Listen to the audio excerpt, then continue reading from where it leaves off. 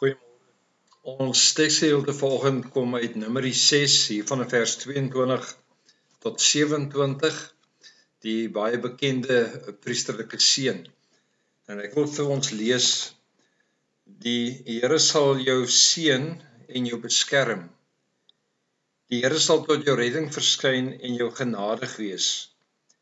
Die Here sal jou gebede verhoor en aan jou vrede gee. As 'n mens dink aan seën, dan beleef mense in die Bybel dat seën 'n baie sentrale plek speel in die Bybel. Ons lees reeds in Genesis 1 vers 28 dat daar staan: toe het God hulle geseën en hulle gesê: wees vrugbaar, word baie, bewoon die aarde en bewerk dit en heers oor die vis in die see, oor die voëls in die lug, oor die diere van die aarde, ook oor die diere wat op die aarde kruip. Ons sien dit ook in die sluiting van die verbond, waar die Here dan ook vir Abraham sê dat hy vir hom wil seën. Hy seën hom dan ook met sy teenwoordigheid, hy seën hom ook met 'n land, met 'n groot nageslag, maar in die belofte dat hy sê, ek seën jou met die doel om ook verander tot seën te wees. Ons sien die seëninge ook in die bergpredikasie, waar die Here vir ons vertel hoe gelukkig ons is om in afhanklikheid in die Here te leef, waar die Here se teenwoordigheid eintlik dan die seën in ons lewe is. En ook in Openbaring 19 vers 9 lees ons: geseënd is hulle wat na die bruilofsmaaltyd van die lam uitgenooi word. En dan is 'n mens baie bewus daarvan dat die Here ons wil seën, maar dat wanneer die Here ons seën, hy eintlik altyd die bedoeling het dat ons dan ook verander tot seën sal wees. 'n Groot fout wat ons natuurlik baie keer doen, is dat ons dink dat hierdie seën is eintlik net in tye van voorspoed, wat natuurlik nie waar is nie, want om geseën te word in die Here beteken eintlik dat ons geseën word met sy teenwoordigheid, sy betrokkenheid ook in ons lewe. In die gedeelte wat ons volgende gelees het, lees ons dat Aaron se seuns hierdie priesterlike opdrag kry om na die gesinne te gaan en hierdie seënbede oor hulle toe te bid. Die omstandighede was net mooi voordat hulle die woestyn intrek. Vir 40 jaar lê daar 'n onbekende tydperk vir hulle voor, groot onsekerheid, en dan word hierdie seënbede vir hulle gegee as 'n belofte van God se betrokkenheid en God se troos en God se teenwoordigheid, en dan ook in hulle lewe. En hierdie seën het drie ledige punte.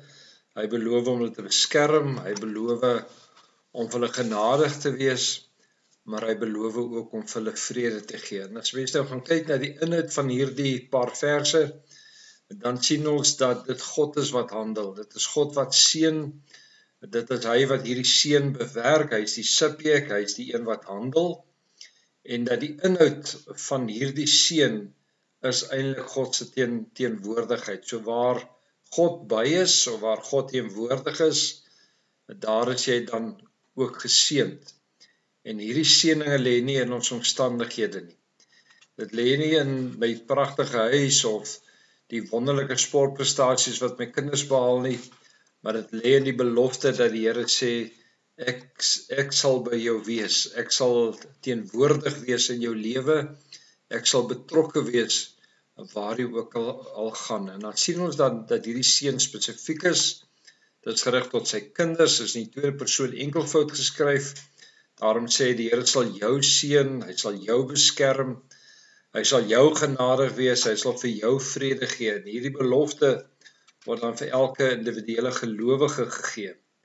En die ongelooflike hiervan is dat ons eintlik in 'n aangesig tot aangesig verhouding met God leef, in sy teenwoordigheid, in verhouding met hom, en altyd in die wete dat dit God is wat ook handel, dan ook in ons lewe. Daarom is ons afhanklik van sy genade. Hierdie seën het te doen met versoening, God wat genadig is, God wat ons sondes nie toereken nie, maar wat met ons se pad stap, wat vir ons herinner dat hy by ons is en dat hy ons wil beskerm en seën dan ook op hierdie pad.